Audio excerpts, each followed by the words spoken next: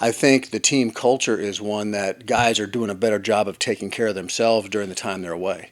Everyone wants to blame the coaching staff and the coaches sometimes or the trainers about how the kids perform, but a lot of this is on them because we only get 20 hours a week and a lot more hours in the week that the kids have to take care of their own bodies, make sure they're getting the rest they need, make sure they're getting the lifts they need, and eating appropriately and all that stuff that sometimes falls back to the back burner, but really should be at the forefront because they have to buy into the culture. They have to buy into what's demanded of them on their time, and so I just think our kids. We have great senior leadership. Our captain's doing a good job, and I think that's part of it. Is just part of the team culture that kids are doing a better job when they're not around the coaches of doing the things they need to do to prepare to win. Colby's such a versatile athlete, and it gives you a lot of options as to what he can and can't do. And we were forced to make a change about halfway through the week, and he just picked it up. He came in, did the extra time, putting in the film work and all that stuff. And he made some errors, but overall played pretty well. And it also, I think, speaks to our depth because we were able to,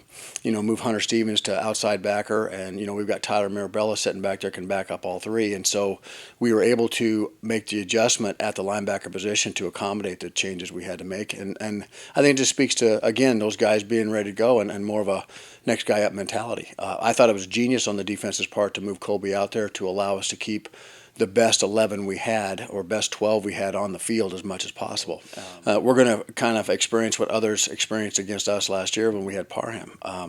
But Colby was in that role prior to the move, and so we felt very comfortable if one of their better receivers or players lined up in the slot that to put Colby out there on him, and he runs so well and is such a great athlete that and he's just got great football instincts, and so all those things lend itself to Colby being able to make the adjustment. And I mean the interception he made in the Butler game was just ridiculous, and again it's a tribute to his athleticism and why he's such a good player and was preseason all PFL.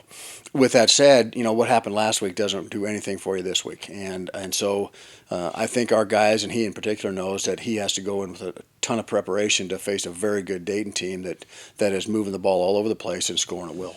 Gavin's very bright and very analytical, and when you go back and look at 4 interceptions, the first one he was hit from behind and the ball fluttered out. Really wasn't his fault. The second 2 went off of receivers' hands. Now the fourth one was a bad throw, and I think he came back with a renewed determination to make sure that his feet are in the correct position, his body's in the correct position, he's not trying to throw out of position. But I think he's put that behind him. We found a way to win the game. Whether it was 1 back or 2 backs, we're lucky to have 2 because they can stay fresh throughout the game. And Chase Blackman's not a bad third when we put him in there. Again, going back to Gavin, just takes what the defense gives him. And a lot of the gives and the runs that we get are based on what's predicated in front of us. How's the defense aligning? How are they reacting to what they're seeing? And it's crucial that Gav makes the right read, that our line blocks it the right way. And then, there were 2 times each of the backs just really, there was no one blocking the linebacker, and he just made a miss right in the hole. And so very dynamic, hard to tackle, tough runners for their size, and great balance. And if you can do that, anytime you have a very strong run game, it opens everything up. And you can't be one-dimensional. And so with those 2 guys, even though that they're loading the box, many times they can make one miss and even out the numbers pretty quickly. Well, I hope that the Dayton coaches are looking at the film and say, Stetson's much improved. I think that bears itself in the stats and our standings in various categories, both offense and defensively within the league. Dayton is different in that obviously they have an NFL tight end. They're always big, physical, strong, well coached, don't beat themselves, always plus in the turnover margin. Those things are, when you play Dayton, that's just what you get. They have a quarterback this year who's extremely dynamic. He was the newcomer of the year last year in the PFL. Jack Cook's his name. They list him at 6 foot. I'm not sure he is 6 foot, but he is a magician with the ball. He can run with it. He can throw it. He does a great job of having poise. He never takes a lot of sacks. He doesn't take big hits because he's got this natural instinct to get out of the way when guys come up to tackle him when he does run it. And he's distributing the ball between 3 receivers at a pretty good pace. I think defensively, I don't see their scheme being that much different, other than they're playing a little more man-to-man than they have in the past, and they feel better about the back end of their secondary.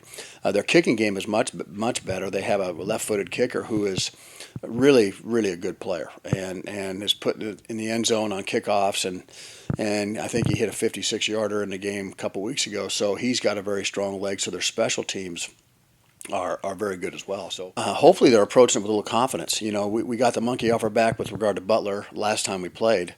And I think they're starting to understand that, you know, if you really want to be good and really want to have a chance to play for the conference championship down the road, every game's championship week.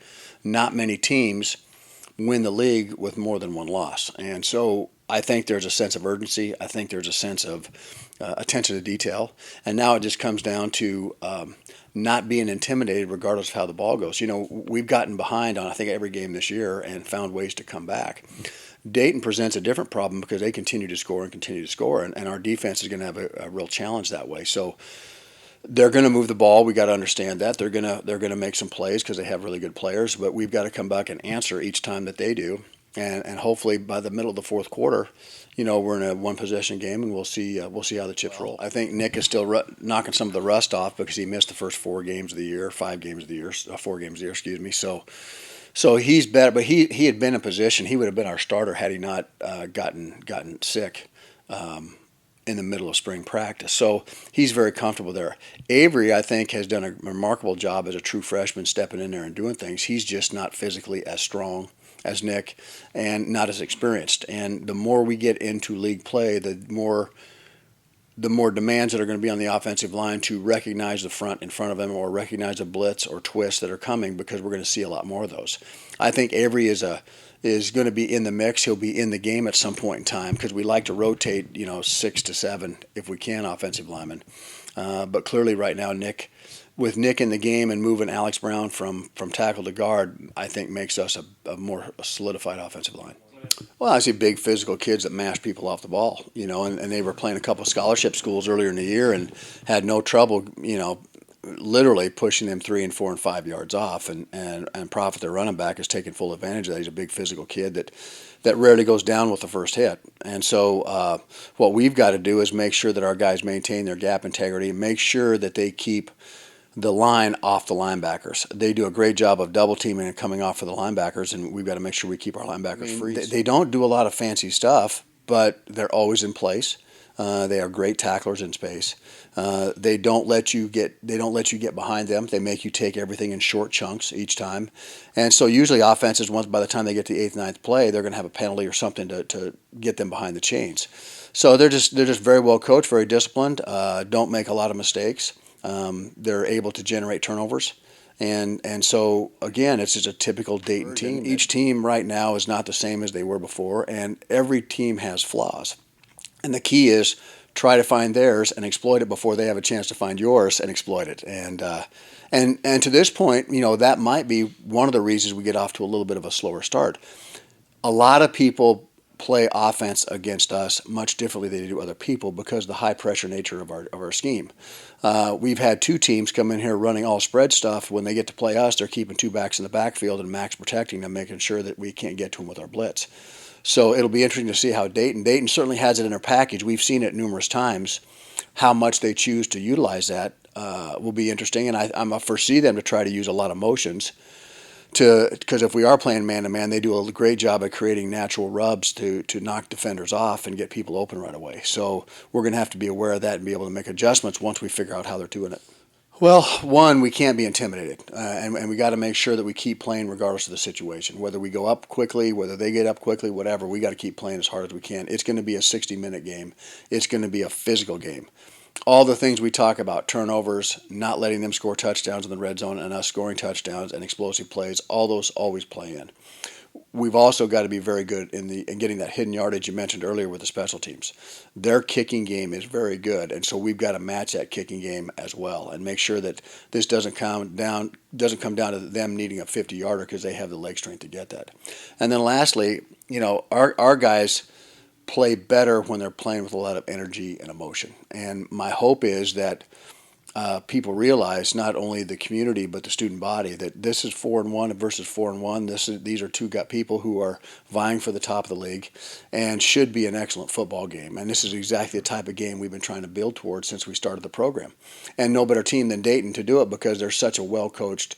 I have such great respect for what they've accomplished. You know, if we were able to get this win, I think it'd be a huge signature win for the program.